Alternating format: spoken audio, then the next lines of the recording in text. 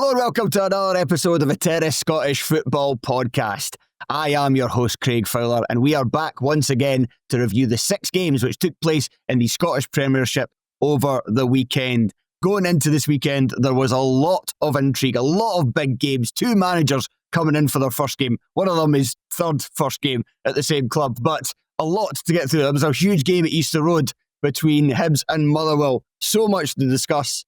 Unfortunately, the games themselves weren't that great. The weather played a part, but as always in a Scottish Premiership weekend, there were plenty of talking points. And on this episode, to help me talk through those 6 games, I am joined by Gary Cocker. Gary, get it up, you Dundee supporting prick.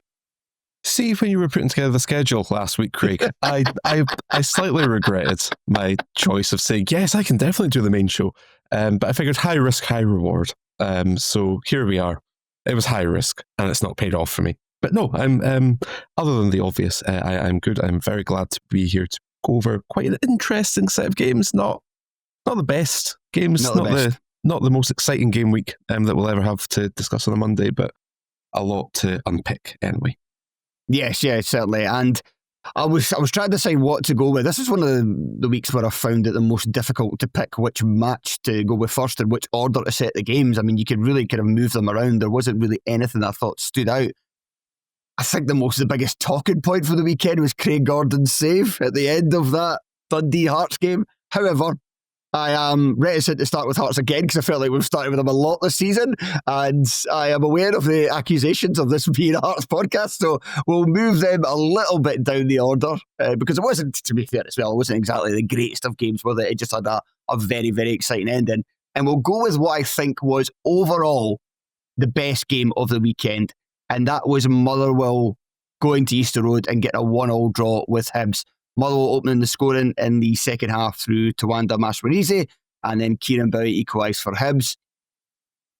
Gary, I'm going to talk at you for a wee period because I was at this match. I decided I'm doing dry January, so I wasn't, for a change, hungover on Saturday, because usually, especially if Hearts are playing on a Sunday, I'll make sure that Friday night is my night to have a few drinks, and then usually it's just kind of a lazy Saturday in the house. But I was full of beans, I was full of energy, I was, not hungover for a change, so I was like, right, I'm going to go down to Easter Road and I'm going to watch this game, which was a sellout as well, because it was football for a fiver. And while the first half wasn't the greatest half of football, the game got better, I think, as it went on, and ultimately was a pretty good game of football in the end, and a result where both teams can maybe count themselves a little bit fortunate, but also at the same time, both teams can be frustrated that they didn't win it. Particularly maybe Motherwell, because of the fact that they were the side on the ascendancy as the game drew to a close. I have a couple of questions for you about the game, as someone who was there. And first of all, the fact you're doing dry January explains so much about your very chirpy. I thought he's bound to at least be a little bit hungover after yesterday, and maybe that'll buy me some time here. But no, by the way, it's I want to change my behaviours in future. I was actually just to open up a little bit to yourself and the audience. I was getting a bit concerned with how much I was drinking on the way to football games. It felt like I couldn't go to a match now without a drink, and I was like, that's not great, because I obviously grew up like going to football games, and even when I was like in my early 20s, it wasn't like I needed to go for it. A lot of times when I still lived at Forester Park in Edinburgh, I would just get the bus and I wouldn't straight to the game, and I wouldn't even have a drink, and I'd maybe go for some afterwards. So I thought, right, okay, let's do something to try and break the cycle. And yeah, like yesterday was fine. I actually went to the pub before and after the game. I just had a couple of alcohol-free Heinekens, and I was still chatting to pals and stuff. So yeah, hopefully that's part of me. I'd say, bring out the old cliche, New Year, new me. And as well as that, it would mean that the bus, I can't believe you got the bus instead of the train, because I do not Well, no, well I can tell you why, Gary. I can tell you why, because the return train to Dundee from Glasgow, a same-day return, was £49.60, and the bus was £19, and there was only a 10-minute difference in the length of time it took. Of course, Glasgow, not Edinburgh. The bus up from Edinburgh is terrible. But anyway, Hibs and Motherwell fans don't want to hear me talking about transport options to and from Scotland's sunny city. But I did want to ask about Motherwell minus Elliot Watt, because He's obviously been an incredible player for Motherwell this season, but he is the subject of some transfer speculation.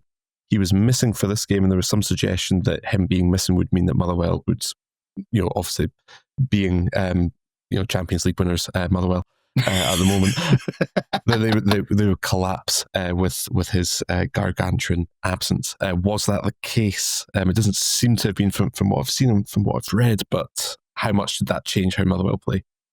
So it didn't really change how they played, and I think we could have expected that going in. Like, you remove one player, it's not like they're very much a system team, aren't they? They're about the fact that Askew's got them playing this brand of football, and everybody knows their role within it. So it wasn't a case like they were massively different in their approach, but they certainly did miss them. And the reason I would say that they missed Watt so much is, and I'm going to give a very geeky analogy if you're from Scotland or the UK in general. And the NFL playoffs have started this weekend, or they started this past weekend. Excellent weekend of NFL action. That's for you, Telfer, if you're listening.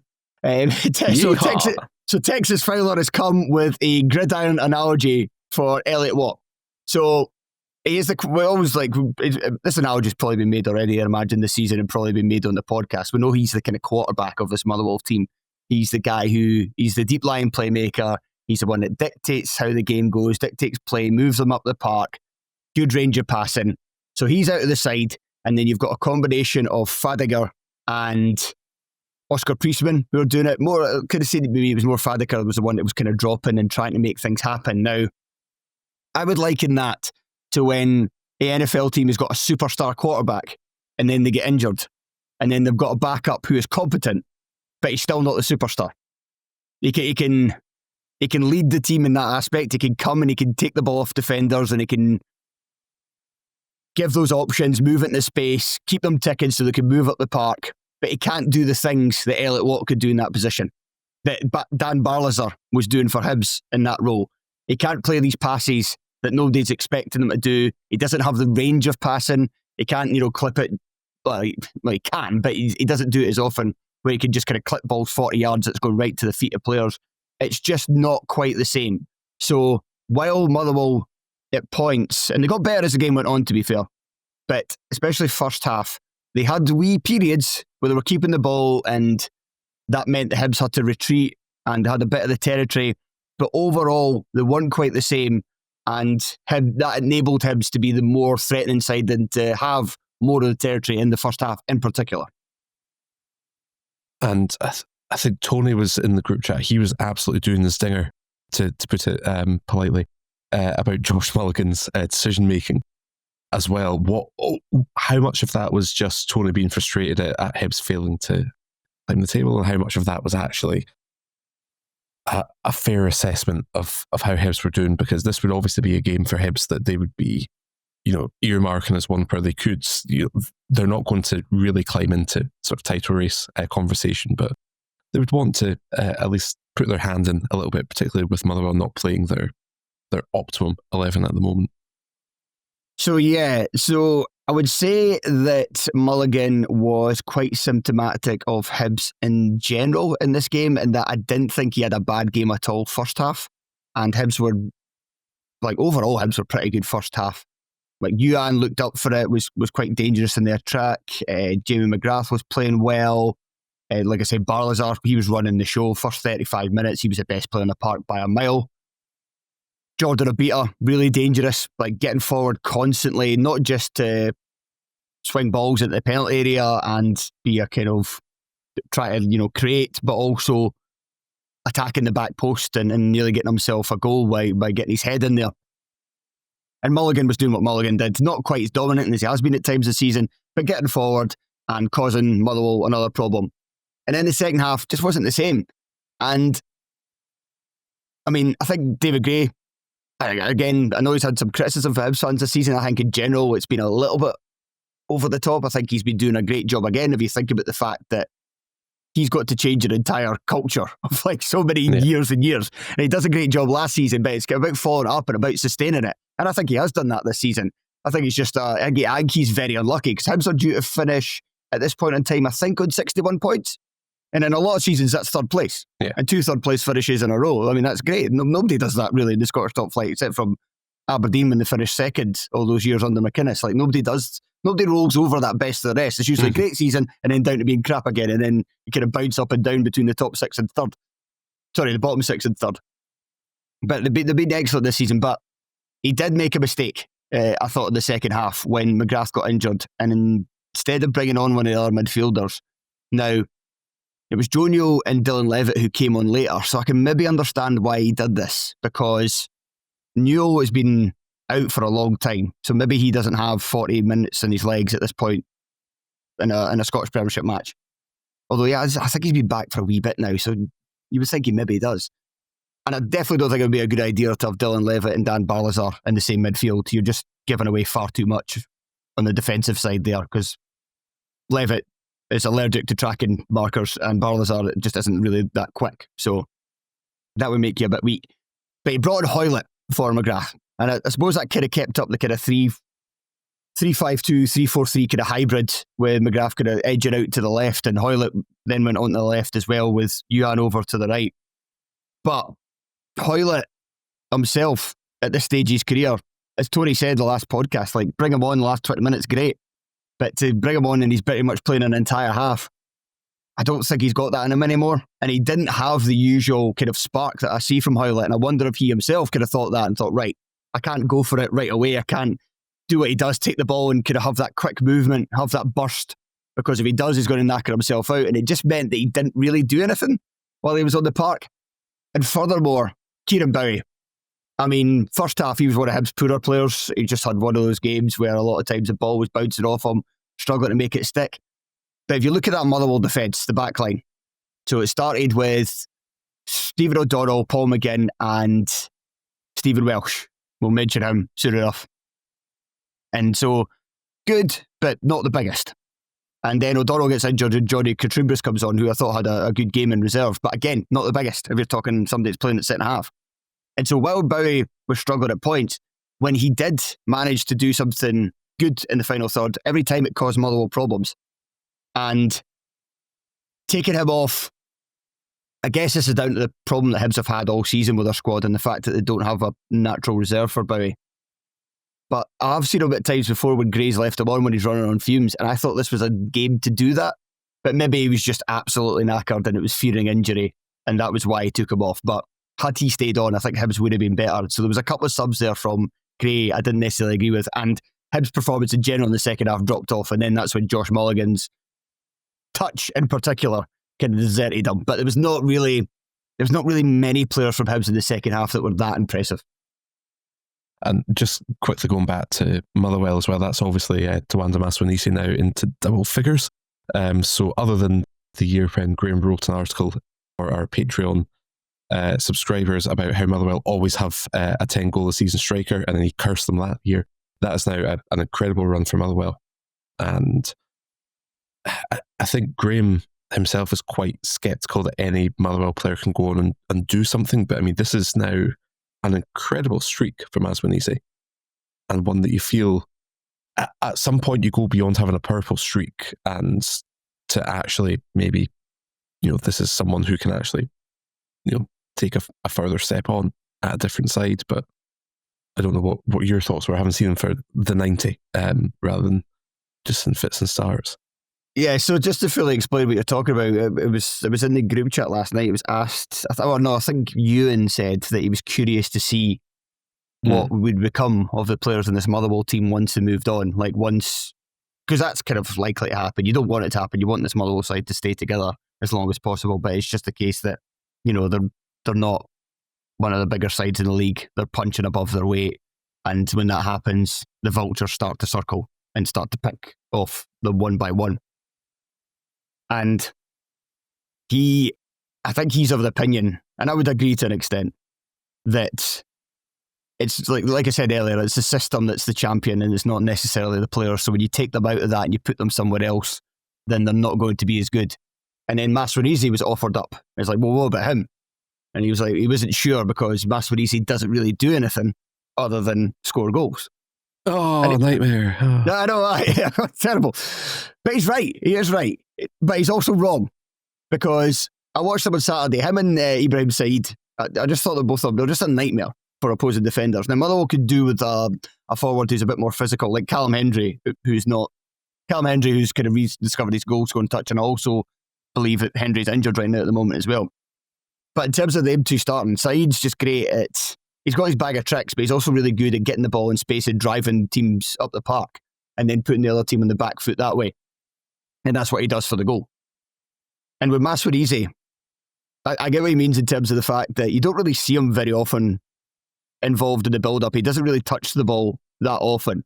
However, because he's such a goal threat and because he's so quick, that he is influencing the game when even though he's not touching the ball, because the opposing team know that he, in an instant, can get behind the defence and can cause problems and can really threaten. And fair play, that was an excellent finish at the weekend. And that was in the media section, so I had a great view of it. As soon as he took the two touches and it left his foot, that's in. And he's the type of player that, if you look at that Motherwell system, he probably fits into the least, or at least one of the players that fits into the least.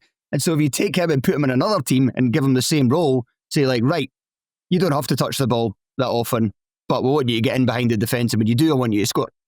And I think he could do that for just about anybody around this level or just higher than this level. And just before moving on to another game, I suppose the other goal scorer, Kieron Bowie, he's now been linked with Celtic and Rangers. As you say, it wasn't... Again, it's sort of the inverse of, other than that, Mrs. Lincoln, how was the play? But, other than scoring a goal, Kieran, the equaliser, you were pretty shit, mate.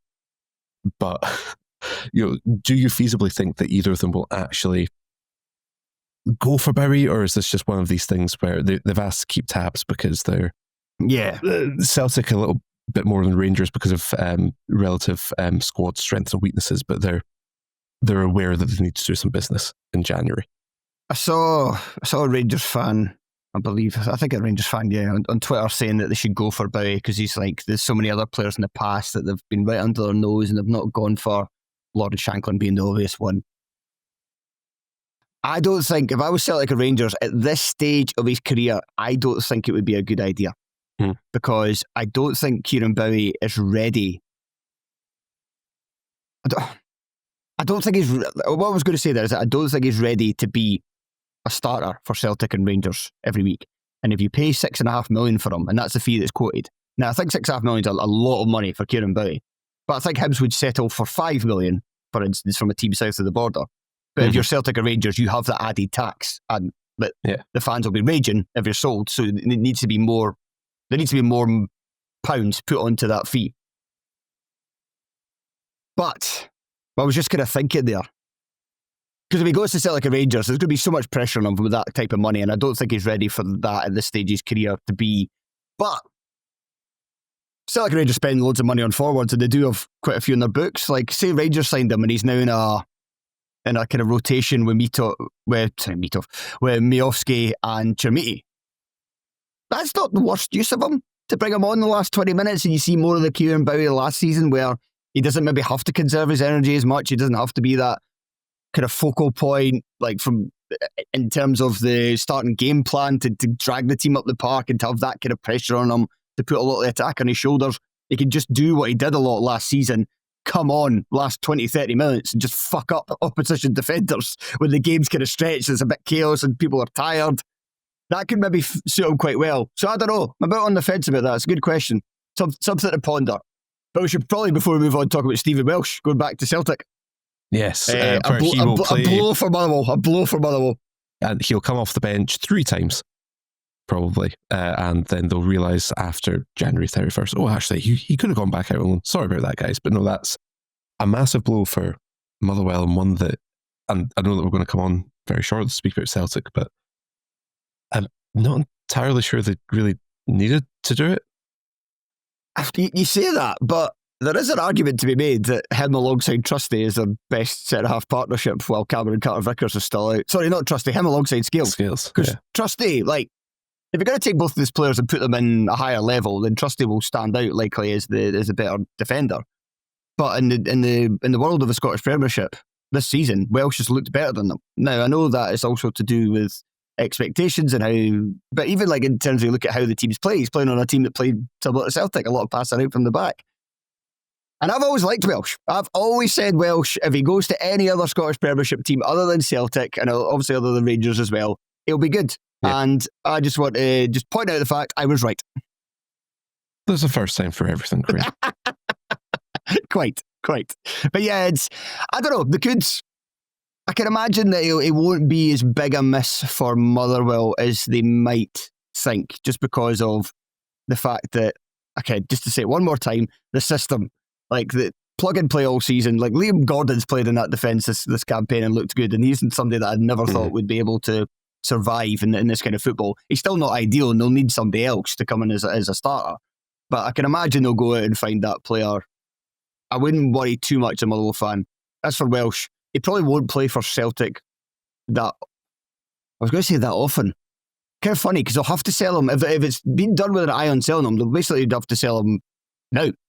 And it's Aberdeen is the team that he's getting linked to as well. Yeah. And I do not understand why he would go to Aberdeen. But that's... But just because Aberdeen are a mess, or? Yes. They're a mess. Money, Gary, money. If he goes and signs for them, I know it'd probably be less money, but maybe now he's got the bug for playing regularly. And if he goes, say he signs permanently for Motherwell, he's not going to get paid as much as if he signs permanently at Pittodrie. So that'll be the reason why.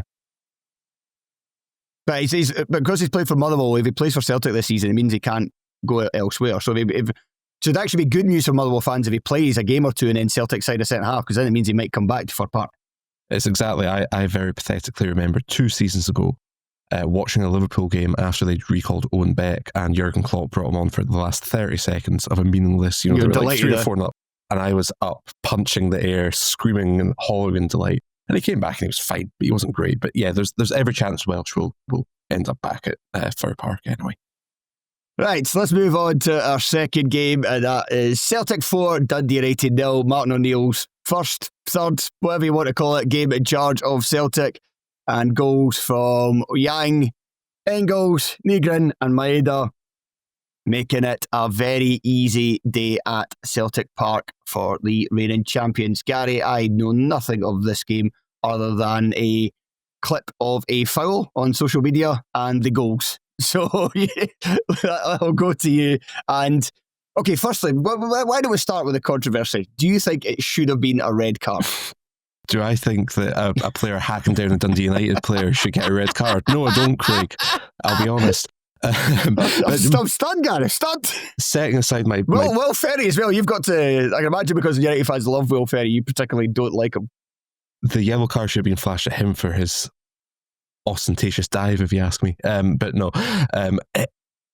I can see the argument for it. I was surprised at the speed with which the yellow was brandished. I would have thought that a little bit more time might have got taken.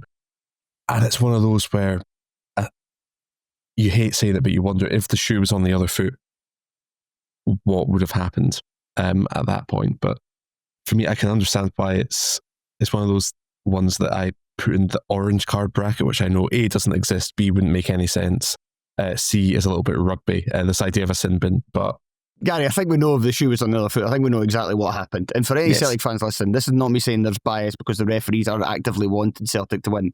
This is just human behaviour. Yeah. That if it happened the other time, because of the speed of the challenge that it went in as well, and then immediately 60,000 people go, ah, like that.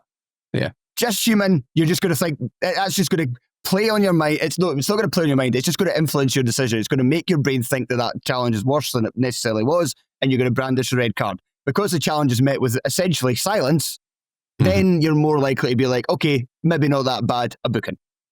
And there's another refereeing decision which we'll come to later on for the other managerial debutant as well. But no, I mean, it's one of those where even if it had been given, it would not have changed. It would not have substantially changed the course of the match. Sorry, we should say this is Celtic's new right back. Julian Araujo. Araujo, is that how you say it? I believe so. Nice. Very nice. I was going to go with Araujo. Araujo. The right back. But no, I mean, for me, this was a tale of two shapes, if you will. Obviously, with Celtic, it won't come as any surprise to any of the listeners that Wilfred Nante's plan 3-4-3, 3-4-2-1 was summarily ditched, and Martin O'Neill went back. Obviously, it's still a little bit square pegs and round holes because he's playing Maeda through the middle instead of his preferred position out wide, but that's because of Celtic's aforementioned many issues at number 9. But Celtic just immediately looked far more, the players all clearly knew what they were doing, and that paid dividends for them. They were also up against a United side playing a slightly unfamiliar shape. Goodwin has obviously coming off the back of a derby defeat. I don't know if I've mentioned it, Craig, but Dundee United lost a derby recently. And that Allardyce, I believe, as well. Is that correct? I believe so, but I'm not obsessed, and that's the main thing that I want everyone to take away from this. But partly because of that, obviously United had been on a fairly decent run of form before that, but there were huge issues at the back, mainly to do with Bert Essling, and I've got no doubt that played a part in Goodwin deciding to go for a 5-3-2, not a 3-5-2, a 5-3-2, and it did not work out. It was one of those classic, provincial sides goes to Celtic Park trying to shut up shop, but then if you don't track your runners, what's going to happen? Celtic will eventually, pretty quickly unpick the lock, and then what do you do? And you saw Goodwin at halftime.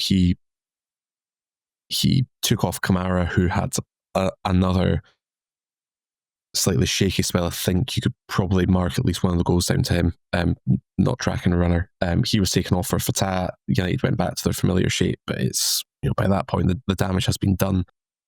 And for United and for Goodwin, the stats are not great.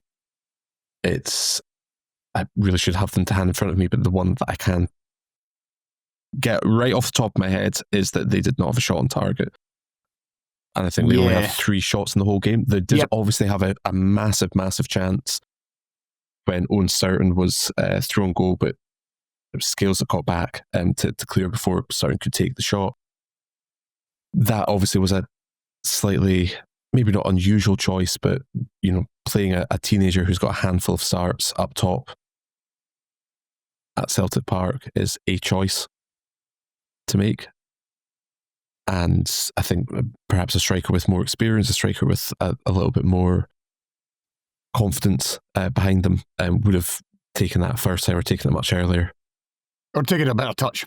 Yeah, or basically just done much better with it. Mm-hmm. But yeah, it was a performance that obviously United fans have drawn the short straw of getting the first Martin O'Neill game after the Wilfred Nancy era, although they did actually get a game against Nancy, so they can't complain too much. But it did not bode particularly well, especially for Goodwin. And I think that the calls from United fans for some sort of change are growing and growing, and that is the last thing that you want at this time of year as well, because United's recruitment looked really good at the start of the year, but I think as time has gone on, obviously Essling wasn't even in the matchday squad. Some suggestion there that you may not see him in the matchday squad for a while.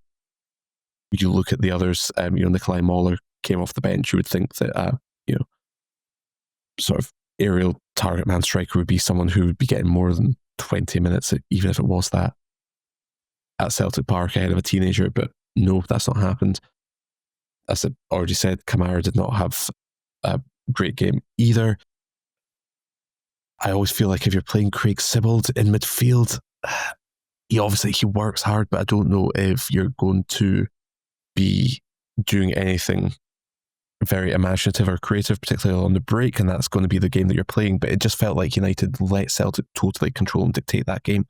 And I think it was Craig Kieron said in the chat that, Callum McGregor had all the time and space in the world throughout the match. And also as well, there's been calls for Dario Namo, because he's looked somewhat impressive in some matches, including the game at Tynecastle, and there was a game not that long ago I'm blanking on where he also had he's one of United's better performers, and so he's starting to say the Ryan Strain. But from what I've heard, there was some opportunities for him to put in some decent balls that could have led to United chances, but he failed to do so. But yeah, obviously it's a huge shot in the arm for Celtic as well. They looked... I was going to ask, I take it they look like a team that they were managed by an adult again, basically. Yes, believe it or not, Craig, sticking players out in a shape that they're familiar with, know what they're doing, and in the positions that they're used to playing in, can lead to success. And that's that's what O'Neill's done. And, okay, he's coming up against a side that's, a bit low in confidence, maybe, is a little bit uncertain about what it's going to do for the rest of the season. But they're still coming out of the blocks and trotting home to a routine 4-0 victory. Obviously, they've got the Scottish Cup coming up next. I'm failing to remember who they've got next in the league. But of course, it's the big one. It's hard to Tynecastle. So quite a big one. I don't know why I forgot that. But sorry. Actually, who they've got next in the league is Falkirk. Yes, because they're playing. The Hearts and Celtic are both playing on Wednesday night. Celtic are travelling to Falkirk, I believe that's right, and Hearts are hosting St Mirren. Yes, and I think that in some ways will be a little bit more of a test for Martin O'Neill, because this was one that I think if Celtic had failed to win this game, I think there would be alarm bells would have been going, not only ringing, just exploding. Yeah, so I think this game went the way that everybody expected it to, but that has been a huge boost for Celtic, despite it being probably the minimum of what they would expect with O'Neill coming back. And it's also not great news for Goodwin, despite the fact that everyone thought they were going to Celtic Park to, be handed their arses on the plate. Yes, and they will. Yes. Right, finally, let's get to the main event. My team versus your team. Deads Park on Sunday. Hearts 1-0 victors. Claudio Braga with the only goal of the game, but that was far from the whole story. Alexander Schwolow was sent off right on the edge of half-time for a last man foul. Well, last man doesn't really exist, sorry. A professional foul for dying a clear and obvious goal-scoring opportunity. And just as a quick brief aside, I've seen people say, but Craig Halkett was covering. He was back on the line. Yeah, it doesn't matter because if Ashley Hay gets beyond, it was Hay or was it Yogan, wasn't it? Yeah. Yogan. If Tony Yogan gets beyond Schwolow, then he's got a free shot at goal with a defender on the line who can't use his hands. So you can't tell me that's not a clear and obvious goal scoring opportunity. So red card, right decision. After it was deemed that it was originally given as offside, but then after a VAR check, it was deemed that he was not offside. I think Stuart Finley's back leg just playing the attacker on. Yeah, also, I think that some Hearts fans who care far more about this than they really should, given how the game ended up going. Anyway, I think they are right in saying that it wasn't actually from a goal kick. I think McCracken had given the ball to Astley, and I think Astley gave the ball back to McCracken, who then launched the ball. So I think that made some difference. But I mean, at the end of the day, well, for Hearts fans, who cares? And actually, for me, it would potentially for Dundee, it would have been better if Hearts had remained on 11 men. Yes, so second half, Hearts just defended deep, and then right at the death, just as the clock was going to 93 minutes with 3 minutes added on time, Cammy Congreve with a ball into the penalty area. Emil Aqua, who has done the square root of fuck all in his Dundee career so far, rises with a header, heads it down. It looks for all the world it's going in the back of the net, and Hearts, for the second time in not that many matches, have thrown away a 1-goal lead right at the death. And instead, Craig Gordon, 43 years old, on for Schwolow, well, not on for Schwolow, on for Braga after Schwolow was sent off, makes what could possibly be the greatest save of his Hearts career. It's certainly up there. I've had people in group chat say they think it's the best. I'm not sure. I think it might, but it's certainly top 5. Let's put it that way. An outstanding save to make sure that all 3 points came back with the team to Gorgie. First of all, it will be, I think, Emil Aqua's last contribution for Dundee, because apparently he is getting sent out to Harrogate Town on loan. It was brilliant. Like, I was at the game and I could see it at the time. You can see it on the replays as well. I could see him running away. I could see him. He thinks he scored. I could not. The only one that I can think of like it was literally the same goal mouth, and it was essentially the same chance. Although the one I'm thinking of was cut back, and it was Brian Prunty of Dumbarton. This was Dundee's final game of the 13-14 championship season. Yes, that's right. When Dundee won the league on the final day, final minute, and it was, again, a header from the middle of the penalty box. Which denied Accies from winning the title in their 10-2 victory over Greenock Morton. Yes. But it was fine, because Accies ended up doing something quite funny anyway. Yeah, I still want a Stewards inquiry on that 10-2, but nevertheless. And it was that same thing of, I was on the other side I was in the dairy for that game, and I had my head in my hands going, oh no, because I thought that it had gone in and somehow Leathern clawed it away. So there must be some sort of force field just in that very specific part of that goal mouth that allows goalies to find an extra inch on their arms to just claw the ball away. But no, it was... I think that the reason that it is quite rightly being touted as it will be save of the season and it will be a save that will live long in the memory, and it is because of the context of it. Because I think had that gone in, it is only one game. It is far too early to be making any big, grand, sweeping gestures about things. But Hearts losing 2 points at the death after defending manfully for 45 minutes in a title race, it would have changed the narrative. And the narrative has indeed been changed by the save, but in a way that is positive for Hearts, because it's now, I think I said in our group chat, you could see this being, sort of episode 6 or episode 7 of a 10-part documentary about how the title was won for Hearts. The Craig Gordon save, I'm refusing to get carried away. And I know you are because you're a coward, but never mind. I'm thoroughly enjoying this. Like this is brilliant. I absolutely love the season, and that's why I'm travelling. That's why I'm spending 3.5 hours on the city links to go to matches, because it's just can't miss stuff, and it's brilliant. It's what football fans all been about. But I'm refusing to get carried away because, well, we're only 6 points clear.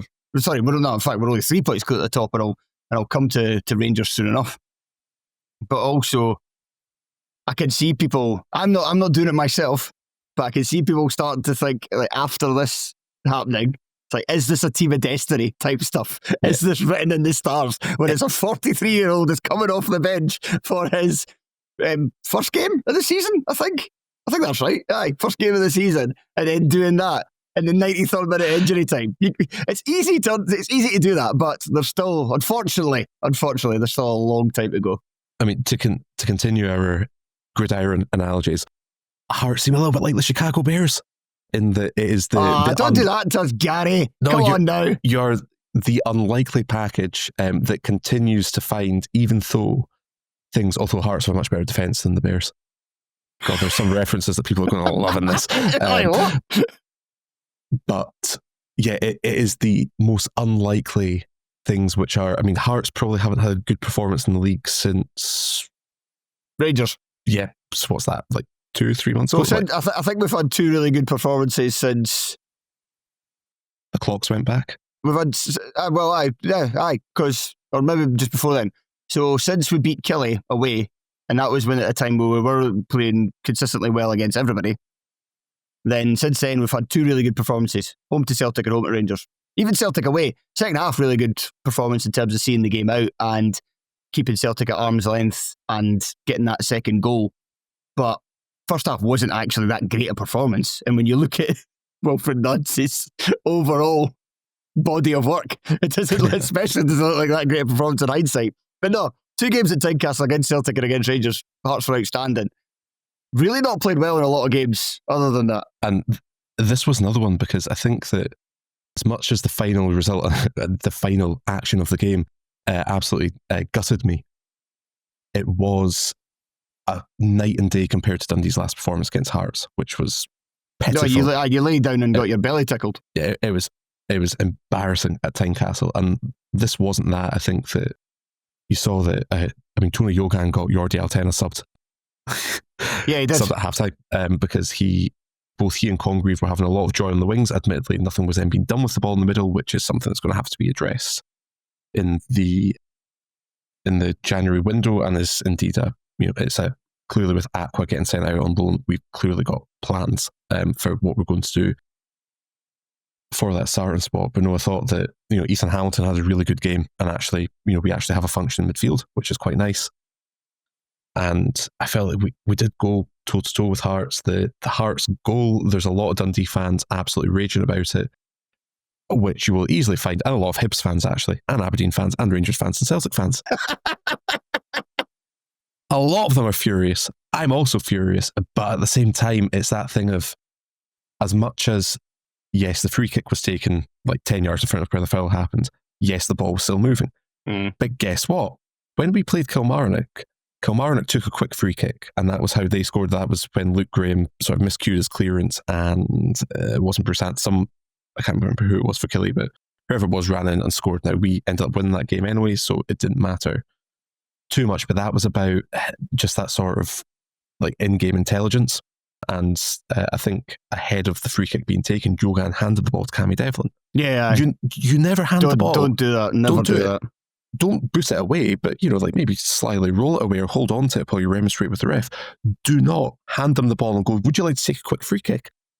And that was, and then Braga got a little bit of luck with the sort of the bounce of the ball, but it was still a terrific finish from him. Yeah.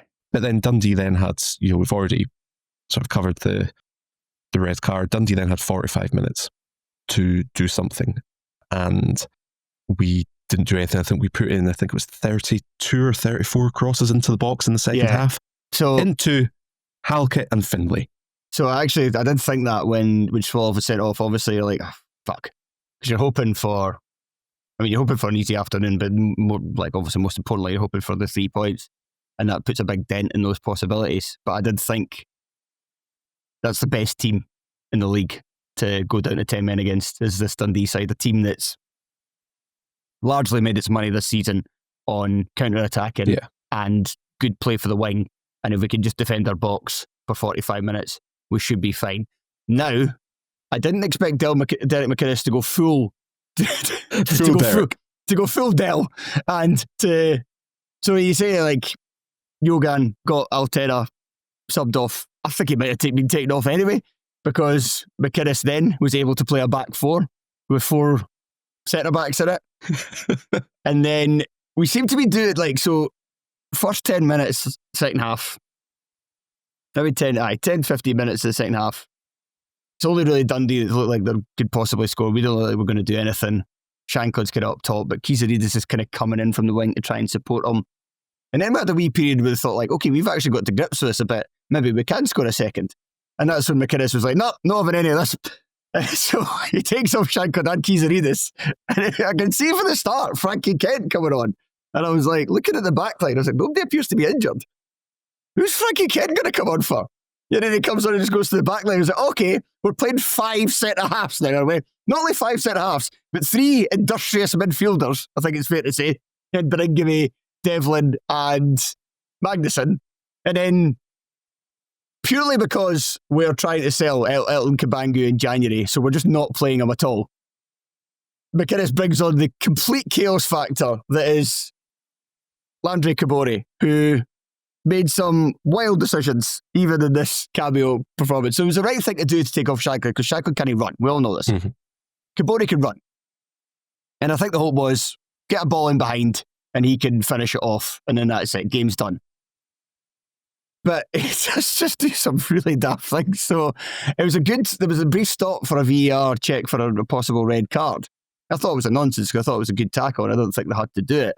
But I did understand why they told the ref to stop play, because he did go in with that amount of speed into the challenge that if he did catch the Dundee player in any way, then he would be in trouble. And he was 100 yards away from his own goal. There was just no need to do it. And then even at the end, he was down the left wing and he got a ball, and you can see right away he was thinking right, okay, who am I looking for inside to try and feed the ball to? There's 3 Dundee players at least between him and the penalty area. Nobody else is caring, because they're like, right, our mindset is defend, take the ball to the corner flag, you lunatic. But then he's looking for a pass to make, and instead of going, I should go to the corner, that's the game situation, that's game management. Instead he tries to cut inside and then he loses it. What are you doing? It was great for me though, but no, I think what we clearly missed was Jan Danda as well, who obviously couldn't play against his parent club, because that smart play. It said that players on loan to teams in the league because they can play against your rivals but can't play against you. And it was, that he would have been someone who could have done something a little bit different, because as it was, we were stuck with simply crossing the ball to. I mean, Ashley Hay does have a terrific leap on him. He won 7 out of 8 aerial duels against Bert Esselink in the derby, but he's going up against Halkett and Findlay, and every other centre half that Derek McInnes can possibly lay his hands on.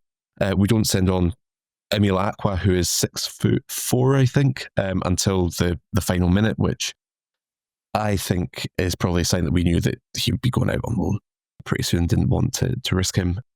I just want to say, Michael Steinwender Jamie McCart, Craig Halkett, Stuart Finlay, Frankie Ken, all on the park at the same time. The beautiful game. You'll never see its like again. But no, it was a crucial win for Hearts. I think that they will, that'll give them a boost. That'll give them a. Obviously, Schwallow's now out for. He's out for the St Mirren game. He's just the St Mirren game. And I was going to just come on and say this. I want to nip this in the bud right now. There should be no goalkeeping controversy at Tynecastle. Because I've seen people say, oh, does Gordon stay in now? Because don't mess about. Yes, well, don't mess so we saw Gordon all of last season, and we've seen Schwallow since the start of September. Now, it's not as big a sample size, obviously, and Gordon's obviously got the most amount of credit in the bank you could ever have from a player. He is a Hearts legend. But we know the fact, we saw him last season, we've seen Schwallow this season, what we've seen from Schwallow, he is the better of the two goalkeepers at this stages of their respective careers. Schwallow, statistically, in terms of a shot stopper, yes, he might not have made that save that Gordon made at the end of the game, but across the season, statistically, he is the best goalkeeper in the league in terms of shot stopping. And furthermore, he is so much better at kicking the ball and coming for crosses than Craig Gordon is. So you add that all together, then no, there is no goalkeeping controversy, and I will be very concerned if there ends up being it if Gordon continues to play through the next couple of matches after the St Mirren game.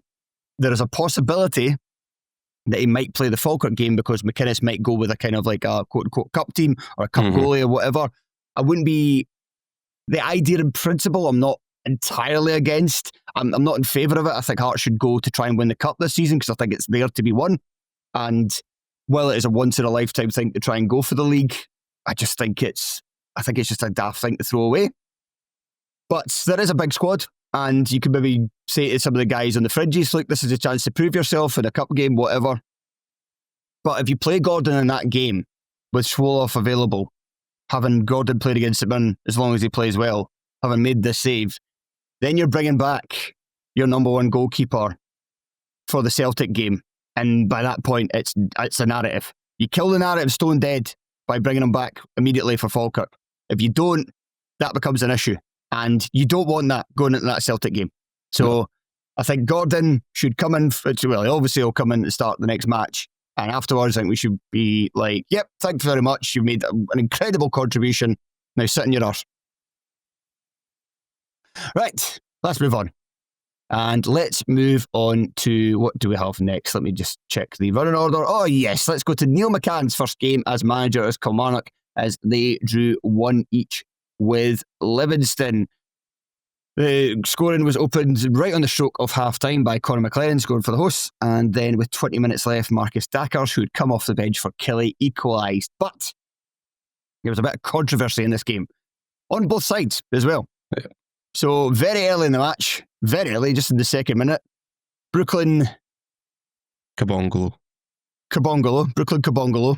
I think I guy because I gave it a shot at pronouncing it on a recent podcast, I think, and got it wildly wrong. So that was why I hesitated. Brooklyn Kabongolo, who I thought played very well in the game at Tynecastle. So I thought you were going to say played very well at the weekend. I was going to go, Craig. Played very well in a recent game at Tynecastle, where he started instead of Danny Wilson, and he kept his place in the team. So 2 minutes into the match, he commits a foul. Scott Tiffany, I believe it was on. I think so, yeah. I think, yes. Down by there were a lot of fouls, Craig, so it's difficult to keep track of which ones were committed on. Yeah.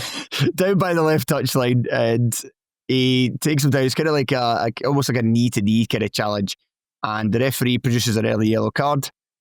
Then, not long after that, he brings down, apologies for this, I should have figured out which player it was for Kilmarnock, but he commits another foul on a Kilmarnock attack, where whoever it was he brought down, and again, I'm sorry, I can't remember, would have been going down the flank with, I think, like almost like a 2-on-2 in the middle.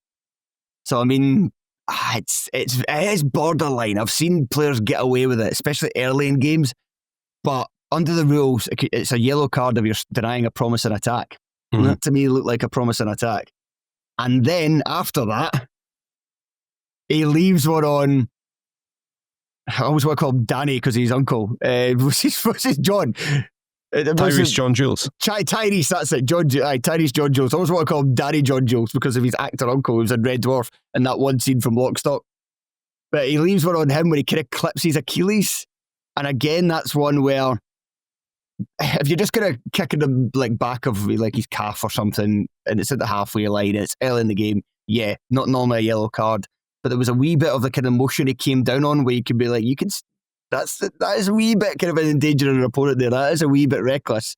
And even the first yellow card, like, it's harsh. And typically in a Scottish football game, you don't get that. But I can see why the referee at the time was moved to give it, because he does go in with kind of like, he kind of sticks his knee into the opponent's knee, and that could be something that could be quite nasty. Cammy Devlin got a bad one on Saturday where he was able to play on. That was kind of head-on contact. But if you do that can cause injury as well. So yeah, 3 fouls. You could easily call them all bookings. First one was probably the lightest of the lot. But Don Robertson, having initially been like, right, I'm going to stamp a marker on this game. I'm going to give him a yellow card and I'm going to tell the rest of these players that this is not being accepted. And then he commits 2 more fouls and Don Robertson's like, okay, I'm going to regret that earlier one, because now I'm going to have a word with your captain and be like, if he commits any more fouls, I have to send him off. And he was immediately substituted for Danny Wilson in the 10th minute. It reminds me of my more inept parenting moments when I say, if you keep doing that, the TV's going off or something and it keeps happening. I'm like, I'm backed into a corner here. I'm not really sure what to do. I don't want the TV to go off. No, it's helping me at the moment. For me, it's one of those where, as you say, the first one did seem the lightest of the 3. But once it's given, you would think they'd screw the nut a wee bit and you could maybe then have one more. And I assume that Don Robertson said to him, you've got to calm down or you're going to get sent off. And when the third happens, if it was me, clearly qualified referee here, that would have been it for me. So it was incredible leniency. Equally, it was not incredible, just simply competent management from Davy Martindale, who looked and went, I just have to get this guy off the pitch. Because this is such and was such a massive game for both sides that, one player absolutely losing the run of himself and condemning Livy to spend the next 80 minutes, 10 men, to new manager bounce Killy would not have been wise. But as it was, Martindale took pretty quick action. As you said, there was another controversy at the end, which we should probably skip to. Yeah, well, I was just going to say, like, on Don Robertson, so as you and a lot of people will be asking, and even myself will be asking, like, what is he thinking there? So, for an article years ago, I interviewed a couple of former referees. One of them was John McGlynn, who was also head of the referees union. And when I was talking to him, it gave me an appreciation for the sense of what the kind of job of a referee is to do. Now, I think we often equate it as a referee's there to dish out punishment, and therefore, as the punishment totals up, it then therefore could help our team or hinder our team, if you know what I mean. Mm-hmm. But actually, the job of a referee is just to manage the game and to make sure things don't get out of hand. So that's why often you'll see, and he actually explained this, he kind of gave an example of, like, you'll see a tackle go in and I'll be like, right, don't do that again. And then you'll see another one go in and I'll be like, right, okay, don't do that again. And this is not necessarily the same player, this is just the same game. But then another player will make a tackle and it's not as bad as the first 2, but because they've happened in such quick succession, then you're like, right, I'm going to book this player. It's the least yellow card worthy tackle of the 3.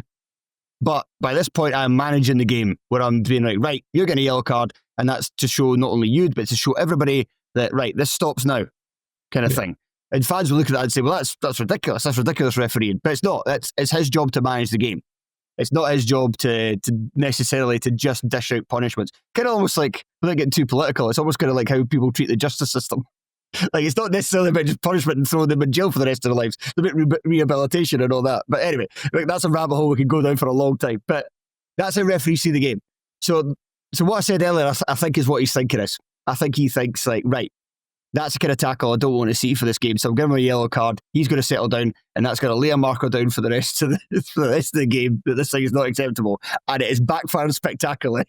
Yeah. So now he's thinking. So he would have thought with those other 2 that his first one was maybe a little bit soft, and he didn't, in hindsight, didn't necessarily have to do it. And now he's got a guy who's just been an idiot and is going to get himself sent off, and he's going to spoil, as a referee, because of that early yellow card, he's going to spoil the game now and make it 10 men for the rest of the match. But obviously I can understand if you're a Kelly fan, you're fucking raging. Yeah. And also, you're raging if you're a Livingston fan, because in the last minute, I don't know how late it was actually. It might not have been the last minute, but it was the last highlight that it was on the game with Brad Lyons. So the initial angle, the one that I saw shared about social media with a now deleted tweet from former Livingston CEO. He's still at the club in a high-ranking position, I believe. But he tweeted that, like, kind of, what's the point of VAR if they're not going to have a look at this? And at that angle, I couldn't really tell. It looks like Brad Lyons brings his elbow up to the ball. Mm-hmm. But I didn't think it was conclusive. So I thought, okay, I understand why they've not given that, especially since the referee didn't give it at the time. But it's the angle from the side where it does really look like at the last second, there's just a natural reaction from Lyons to bring his elbow up that wee bit further. And that makes it kind of elbow to hand. And I think Livy should be harder by that they didn't get a late penalty. And I would have loved to have seen Neil McCann's managerial interview after that, because his head would have been on Mars. I remember when he was Dundee manager, he did not suffer referees gladly when he felt that something had gone against his team. So if he felt that, first of all, Livy should have had a man sent off in the first 10 minutes, and then they get what he may have felt was a subjective or contested penalty in the last minute, if they scored it, then that would have absolutely sent him loopy.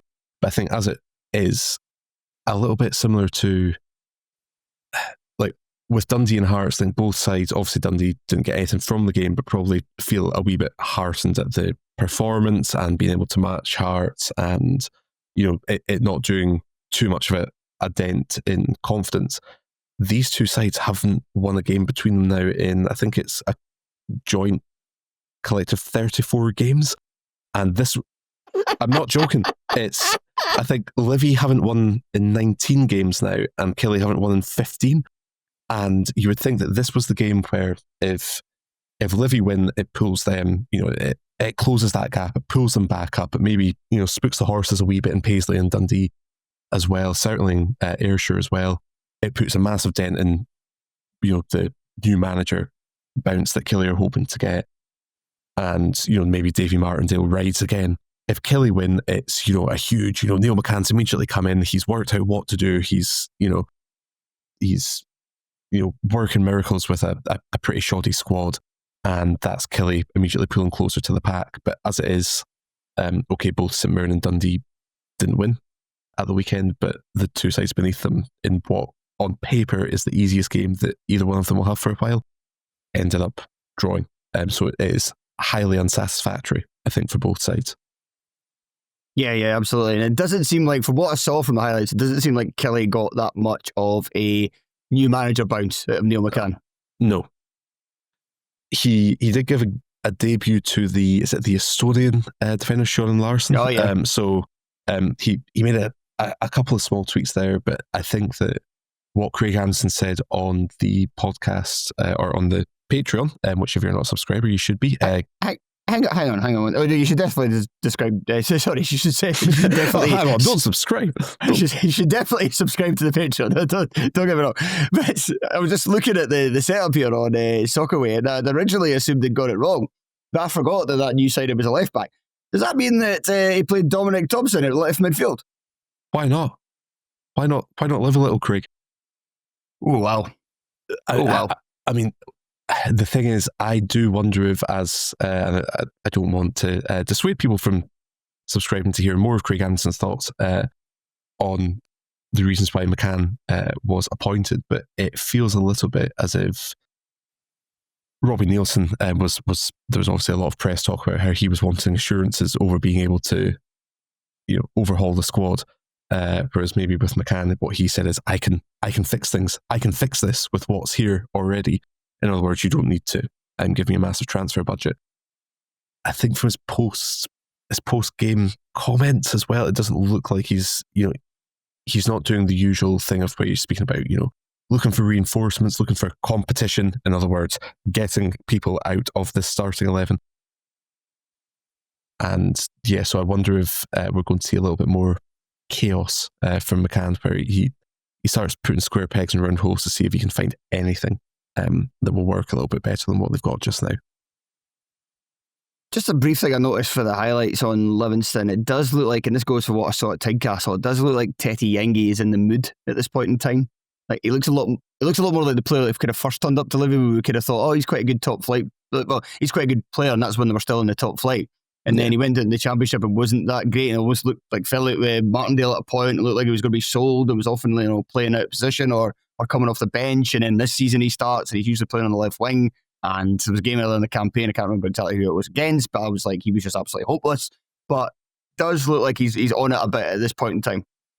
Yeah, and he should have made it 2-0 as well. It was actually a terrific strike, but it kissed didn't kiss the underside. It was a full and smooch for the. Yeah, it thumped the crossbar, and that it would have been very interesting to see what would have happened at that point. But I mean, there's always hope at this stage of the season. But these two sides both, they look like easily the weakest squads of the two. Yeah, I think that Livingston have already done a fair bit of business in this window. I'm not sure if they're going to do a lot more. As I've said, from comments that McCann's made, I'm not sure how much Kelly are necessarily going to do in this window. And then if you look at, for St Mirren, they'll be hoping that they begin to get some players back off the physio bed. Dundee will be doing a little bit of business, and you would imagine that the teams higher up the league have enough of a gap now, so it's slightly concerning for these two. Let's actually move to that game now. St Mirren losing 2-0 at home to Falkirk on the Saturday.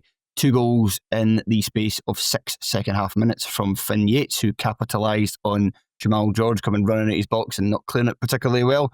And then Calvin Miller making it 2-0 not long after. I watched this game back. I only watched up to Calvin Miller's goal, but I've seen the highlights, so I know that there was not an awful lot that happened after that.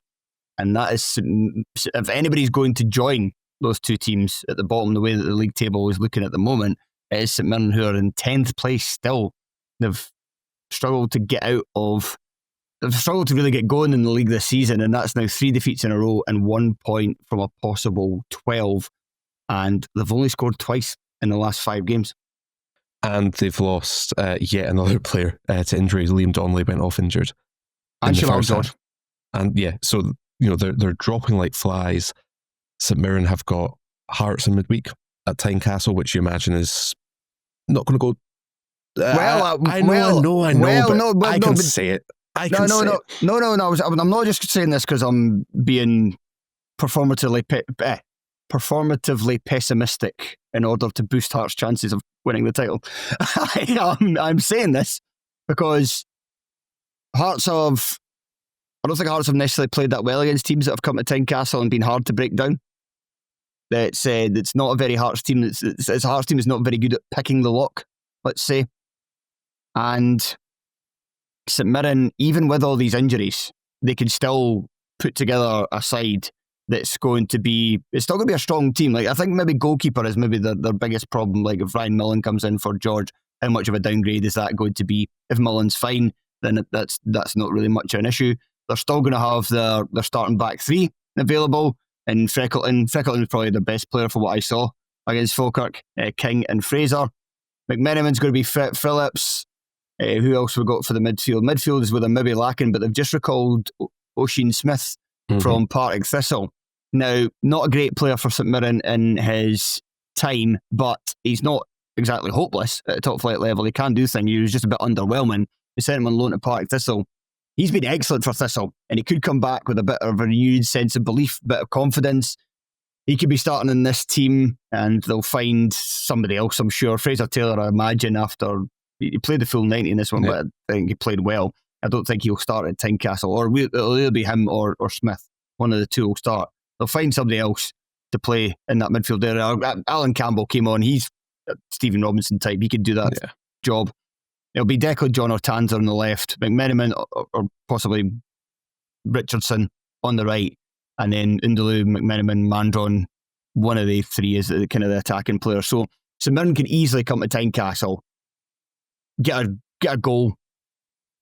Like they'll have some opportunities throughout the match. If they can take whatever comes their way, then get a goal, and they can definitely stop Hearts from doing much. So I don't think it's, even with all these injuries, really don't think it's out with the realms of possibility that St Mirren could get something at Tiny. But overall, this is part of the worrying trend that we've seen for St Mirren this season.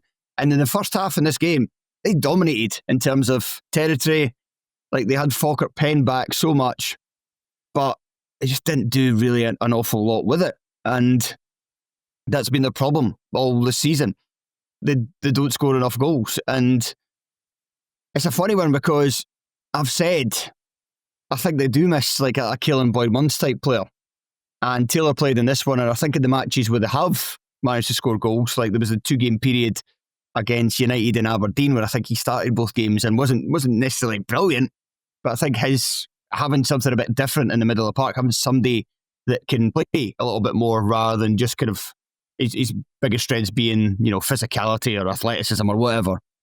I think that helped him, but he's not trusted by Robertson. He's not fully trusted anyway. He's trusted to play the occasional game, but he's somebody that's been in and out of the team all season long. And if you're asking somebody to do that role, then they need to have the confidence that if they're going to try something that's going to help you win games and it doesn't come off, they're not going to be immediately dropped to the bench. You're not going to see them for several weeks. So that's an issue with them. But even in this game, they still had... I didn't even think they necessarily kind of missed that type of player in this particular match. I think it's part of an overall problem. But they just... Whenever they got into the final third, you just didn't really know what they were going to do to try, and they just didn't seem to have an answer for what to do to break down Falkirk once they got there. And part of that was both wing-backs. McMenamin moved into midfield when Donnelly went off, and Richardson came on. McMenamin was probably the liveliest of the lot. John did nothing in the first half. Really disappointing performance for him. Was taken off at half-time. That's when Tanser came on, and Tanser made a bit of an arse of it for the second goal. But he was just... real lack of aggression. Richardson was the same, didn't really get involved in an awful lot going forward. And I suppose that was the biggest issue for this one. But that means that was a kind of a strength of the team earlier in the season. So if the wing backs are there a problem, and you don't have that creativity from your midfield, then you're just kind of relying on your forwards to do it themselves. And as Mandron and Lundaloo can be effective at doing that, their goal record in the league this season suggests that they need help. And not only that, you've got, I know that you're not willing to countenance it, but they've got a very difficult away trip. They do have a difficult game. It's not exactly the game they would choose to be playing next, put it that way. And then I think a bigger game, just for the context as well, is their cup tie, because they're away to Livy. And that is one where if as expected, or as I expect at least, they lose to Hearts and then they're put out of the cup by Livingston, that will give Livingston the boost, because they'll look and go, well, we can beat this team. It will set alarm bells ringing if Stephen Robinson is then, and this will sound like I'm begging St Mirren to be doomed. I'm not, simply as long as they finish below Dundee and to give me a little bit of a comfort blanket, that would be nice. But if as is being discussed, I know we're going to come on to speak about Aberdeen, Stephen Robinson is someone who has been touted for other jobs. He can point to the top 6 successes that he's had with St Mirren. He can obviously now point to the League Cup as well. If he did depart, it might in some ways be a blessing in disguise, because who knows, maybe a different manager looks at the squad and decides to take it in a different direction. I'm not sure what that would be, given that Robinson's had success with at least a version of the squad. But yeah, you do wonder at what point St Mirren have had 2 games in hand sort of on the docket for a while. But you do wonder at what point it goes beyond a sort of, well, it's going to be a disappointing, bottom 6 finish, but hey, we won a cup this season. There's a very fine margin between that and getting sucked into a battle that they shouldn't be nowhere near. I do still think that they'll be able to easily keep the bottom 2 at arm's length. I'm more worried about Dundee's position than St Mirren's position, but there's a tiny little bell ringing somewhere for them. And we should probably talk about Falkirk too, because I'm aware definitely. Like Falkirk, for all they didn't really do much at all in the first half. Second half, they right from the start, they were a much improved side. I wonder actually if they just kind of saw that St Mirren have been struggling so much in terms of trying to create stuff, and thought, let's not give them anything easy before half time, because they were quite deep, Falkirk, and it was kind of twofold. One, Barney Stewart, who Tony praised quite a lot for his performance in the recent win over Aberdeen, I think it was, at the Falkirk Stadium, where Tony was on the podcast and waxed lyrical about his showing. He struggled to hold the ball up. I saw recently that Ross McKeever, a Falkirk fan, saying they expect Ross McKeever back soon. That's going to be a huge boost for them. And you're now starting to look at Falkirk and saying, yeah, they might actually finish top 6 this season. And that would be, what an achievement that would be. But, right, yeah, they might have just went in, keep it tight, not concede anything first half, and then get into half time and let's go. Or maybe it was McGlynn just reminded them that you are as good as these guys, just start playing your game, because immediately they were a much better side second period. And the player in particular I wanted to single out, well, first, Liam Henderson I thought was brilliant at the back in terms of just shutting down so many some promising attacks when they were in and around the penalty box, especially in that opening period. But Finn Yates scores the goal, obviously. Big highlight reel. With aplomb as well. Doesn't just if Jamal George had been in the goal, it still might have went in. Like, he's put it right in the corner when he had the whole goal to aim for. It was one of those ones where with the way he hit it, like, usually when the goalie goes out and then there's a big gaping hole and somebody shoots, you know, we often see supporters like celebrate before the ball hits the back of the net. But with that one, they had to wait until it literally like went right in the back of the net, hit the corner. And he's another one of these names where it's like, he didn't even like that. Actually, when I say he's another one of these names, I was going to say like Liam Henderson, like Calvin Miller, like Dylan Tate, like Leon McCann, like Ethan Ross, like all these guys. Oh, I just noticed that Cole Donaldson came off the bench as well. That must be him, just back from injury. But all these guys that we were coming into the season, Brad Spencer, we just thought, I don't know if they're going to be good enough. Like, they were in League One not that long ago for a reason. Are they going to be good enough for the Premiership? And it turned out they were. Finn Yates was even on my radar when it came to this. So it's just, he was an afterthought. And yet he's been starting a lot more recently. And I know Finn Yates from the name. I've not seen him play very often, but I know his name from getting praise from Falkirk fans filling in at right back during the Championship season before Keelan Adams came in and then tore things up. Like, and yet he's playing like in these advanced roles, like playing as like a number 10 in a game recently. He was playing on the right flank in this one. And he's just another one. Like, honestly, I think they must make these guys in a factory. Like, he's just another one of these guys where he's got that dynamism, he's got that energy, he's got a good touch, he links well with his teammates, he knows what he's doing, and then he comes up with this great goal.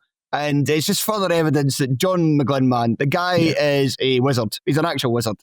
And it's quite a funny one. And it does go to like it speaks to how much the narrative does matter in these things. Because we look at this game. Aberdeen are without a manager right now. Everybody's going on. Stephen Robinson. And we'll get to Aberdeen fairly soon. Why is nobody saying John McGlynn?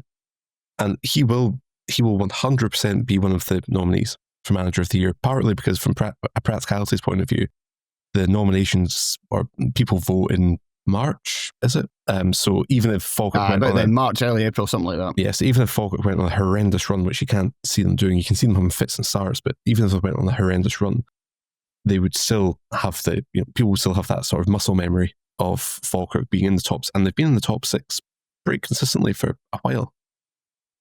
Now, the teams beneath them, you don't see any of the bottom 4 making a great play for the top 6.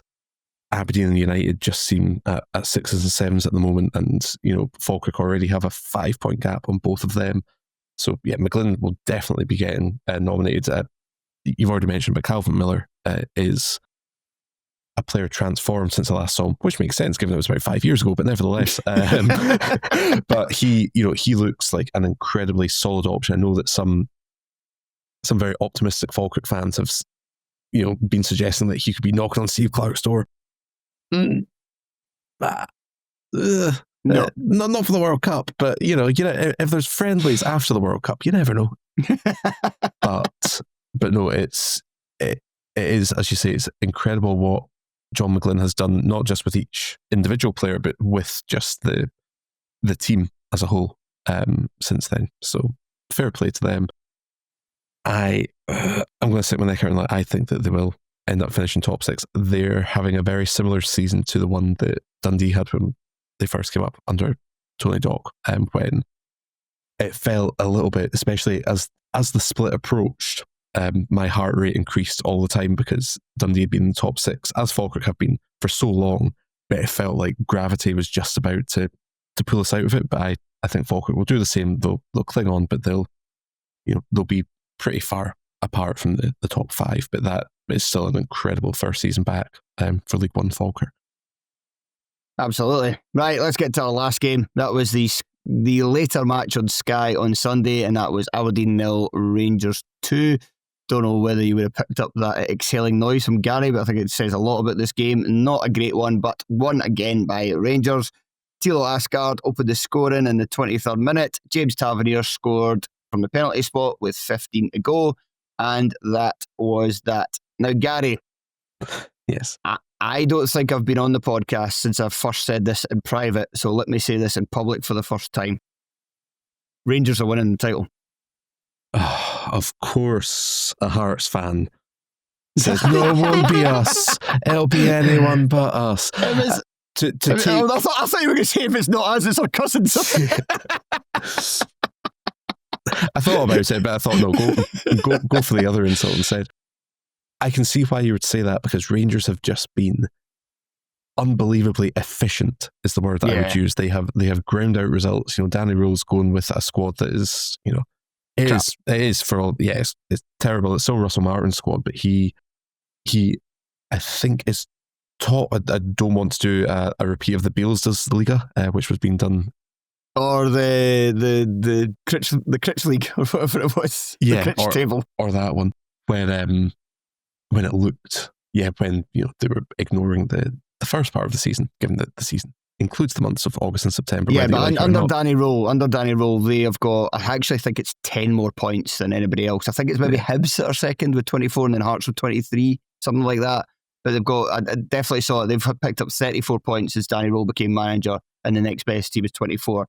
So not only have they got this momentum, and bear in mind as well, now they did lose at Tynecastle and they were deservedly beat, and we're lucky it wasn't an absolute pumping as opposed to just getting beat 2-1.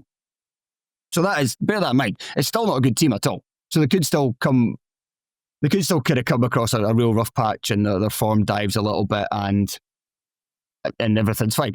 Because not only that, like, obviously not want them to win the title because that means that Hearts are winning the title, but also, like, really at the end of the season, if Hearts don't win the title, I'll be fucking gutted if it's not even a top 2 finish at the end of this. Like, because it really looked like, oh, we're going to get one of them. We're going to get one of the places now. And top and second place still means that you get into the Champions League qualifiers, and then you just need to win one of 3 rounds of games, and you've got group stage European football. Whether that's obviously it's a club of Hearts, and they're going to run the gamut in the Champions League. But if they manage to win, like, say they drop down to the Europa League and then they win that and they go to the Europa League playoff and they lose that, then it's Conference League groups, and that's kind of huge for the Jamestown model as well.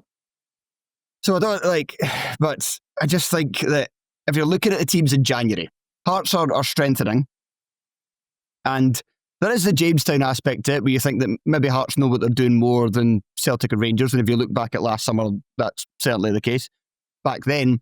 But Rangers, I still think that applies to Celtic. I don't necessarily buy into the hype that O'Neill and Maloney is definitely the answer for them to win another title for the rest of the campaign. I think they've done well in that period, and obviously they've been given a lift by them coming back.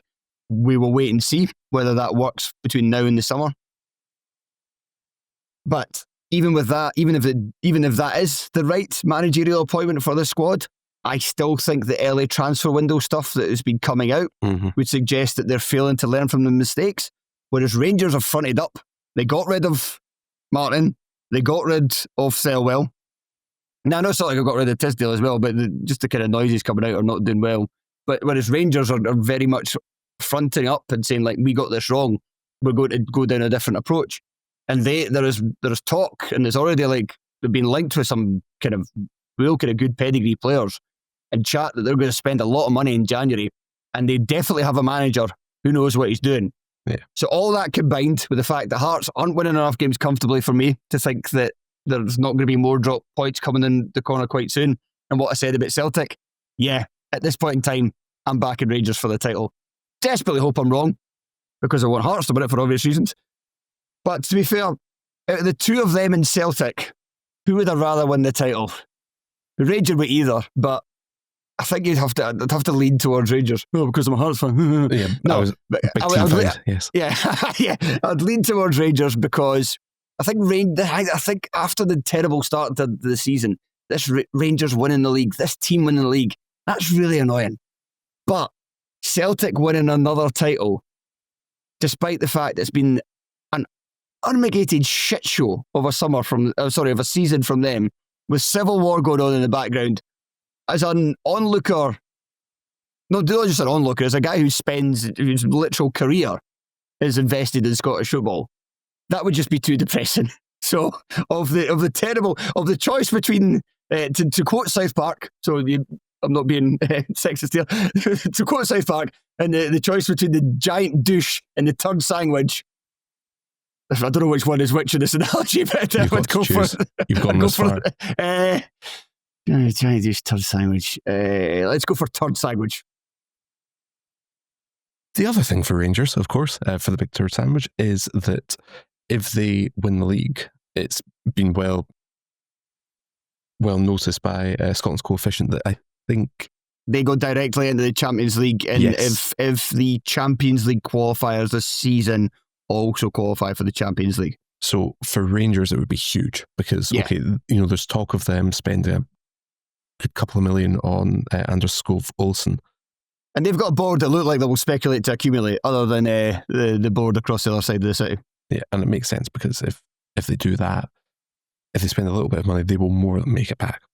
Yeah, if they have a direct meal ticket into the Champions League group stages. I think it's just really fucking annoying. And also as well, there's been so many games recently where there've been opportunities for teams to stop Rangers from scoring, and to stop Rangers from winning, to score goals, and they've fluffed it constantly. Like those early chances that Aberdeen had in the first half at Ibrox, and even in this game as well, like opportunities in and around the penalty area where the touch wasn't quite right, or John Souttar got a blocking, or Nicky Devlin hit a shot right at the goalie. It's just they've managed to just eke out these matches, and if they just get a bit better, they're just going to continue winning. And it's been the case all season. If you're talking about Hearts winning the title, it's been the case all season that you needed Celtic and Rangers to continue to be bad on a scale that we're just not used to. And Rangers are now looking like not necessarily a great Rangers, but a Rangers that still just wins every week and is not on Russell Martin Rangers. Yep. So, yeah. I'm already annoyed. But I hope I'm wrong. But that's where I'm making the prediction. I'm making it now. January 12th, I think Rangers are going to win the title. Well, let's cheer ourselves up by talking about how rancid Aberdeen continues to be. Please, Gary, please. That is, I think they've scored, this is the fewest goals they've scored in an incredible number of seasons. I mean, obviously at the moment it's an interim managerial team, but there's not really, at least at the time of recording, there's not really a sense that they are moving quickly to address that. And you would imagine that I know that they've got their director of football in Lutz Pfaffenstiel, but I still feel like you need to know roughly where you're going with your next manager to really be able to sell the club to whoever's coming in, particularly, Scottish Cup wins in the rearview mirror, Europe's in the rearview mirror as well. At the moment you're selling, would you like to join to try and battle to get 6th spot? You're not going to get 1, 2, 3, 4, 5, but you could finish 6th. Is not the big sell. Well, you say that, but on the other side of that coin, if you're a manager and you're playing the game in terms of going into jobs and then being recognised for how good you did at that post, and then kind of going from there, it's like Derek McInnes taking over Kelly in the second tier. Like, it's a bit beneath him, and you think, well, why would he take over a team in the second tier? Because he knows that team should win the title. Mm-hmm. And then once they get back up to the top flight, they're a team that can finish in the top 6. And then that's led to him getting the Hearts job, a job that he wouldn't have got on all likelihood prior to all that happening. Or maybe it would have, but you know what I mean? Like, you do see managers go to teams that are underperforming because they know that they just have to do what is expected of the club, and they'll be regarded in good light by A, the fans, and more importantly, B, the media. What I would say about this, which would concern me as a manager going in, I think Jimmy Tulin, what he said about the squad was right. Like, his comments about them being the players being basically a bunch of self-involved shitebags, wasn't half on the money, was it? Like, it's not often you see a manager go when the team is underperformed for a real sustained period. Like, obviously there was some highs in that time, including the cup final, obviously, which I think by law we have to mention whenever we're talking about how bad Aberdeen have been for a while. But like, there was so much in that time period in terms of league play that was really like listless, passive. And when Tom said to me, I didn't realise this, but this quote, Tom said to me in the podcast we'd done last week about Kieron Bowie that Dimitar Mitov had said that he was the best motivational manager he'd ever worked with. And you kind of thought, seriously, how are this, like, what? Like, they consistently show a lack of hunger and character. That can't possibly be true. But then he goes, and they've retreated into their shell even more. So maybe that was actually true. And if that's the case, then you have to kind of ask the other question in terms of how have they managed to assemble a squad that is so clearly brimming with talent, but appears to have so little heart whatsoever. And it's points with that where you start to have to start asking, because it goes across now several years now. Easy and fun to criticise Dave Cormack. You know, he's a little eccentric. He isn't afraid to speak his mind, and he doesn't try to hide his passion, which is obviously quite easy to ridicule as well when you're a club official. We expect in this country our club officials to be more buttoned up and to not really say anything. But this is even though his heart is obviously in the right place and he puts a lot of money in, nobody could accuse him of otherwise. This is a club that's been largely underperforming during his time. And yeah, again, they won a cup, but that's not really saying anything other than the players in 2 games at Hampden against Hearts and Celtic managing to dig it out and win these important games and find a way to win. But overall, they've not. To me, it looks like there's something not right at Aberdeen. If you've got this team and it's just like, it doesn't seem to be a lack of heart in the place, you could blame a manager for that. Yep, absolutely. But you could also look at the club as a whole and the culture there and wonder what's happening where the team consistently looks like this in the park and consistently has this type of weakness. Yeah, and definitely. That's maybe why you would make a case. Like, I know Aberdeen fans don't like the idea of Stephen Robertson because they don't like the idea of his football, but maybe you need somebody like that who is going to have an identity. Yeah, have an identity, not only in the players, but a big enough personality behind the scenes that he can kind of influence the club as a whole. I wonder if that would be allowed, because Derek McInnes was that type of person at the club where he had his hands in so many kind of pies and like kept abreast of everything that was basically happening. Whereas I think Dave Cormack more wants a manager who just looks after the team. But maybe Aberdeen needs a kind of more of an old school guy at this point in time to kind of whip them into shape. And I think, like, for instance, like, I think Jesper Karlsson's performance in this game sums it all up. Like, an immensely talented player. There's no doubt about that. But it doesn't matter if he's just going to drift through games and look like he doesn't give a shit. I mean, my big hope, definitely Aberdeen's big hope, but my big hope is, I don't know if you know the story of George W. Bush's vice presidential candidate selection. So he appointed Dick Cheney to lead the search for the candidate. And he did, and he came to the conclusion that, as hard as it is, the best candidate for the job is in fact me. And I half wonder if Lutz Van Seal is thinking that himself as well, given that he was in the dugout. If he's just going to turn around and go, you know what, I've been searching high and wide, and it's this guy right here. So I think I've seen a lot of Aberdeen fans defending that, and they are right in terms of the fact that when Tillene left, the statement was out for the interim coaching team, and he was part of it. So if he's part of the interim coaching team, he's going to be in the dugout. So that makes sense. What I would say, and it's more common in Germany for the sport director to be in the dugout. Mm-hmm. What I would say is that I think it's that is fair enough, but at the same time, it's quite unusual for a sporting director to be part of the coaching staff. And Peter Leven was allowed to run the show 2 seasons ago when he took over not too much a dissimilar time, a bit later on in the year, but not too much a dissimilar time of the season. So why is he doing it now? But yeah, I like that. I like that theory. He's just going to appoint himself. That would be funny. Aberdeen fans will lose it.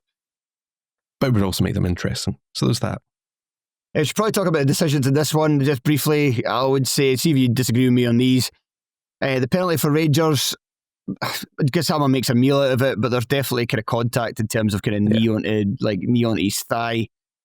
I don't necessarily think it should be. I don't think you should reward the kind of flailing in the air, the exaggeration with a penalty.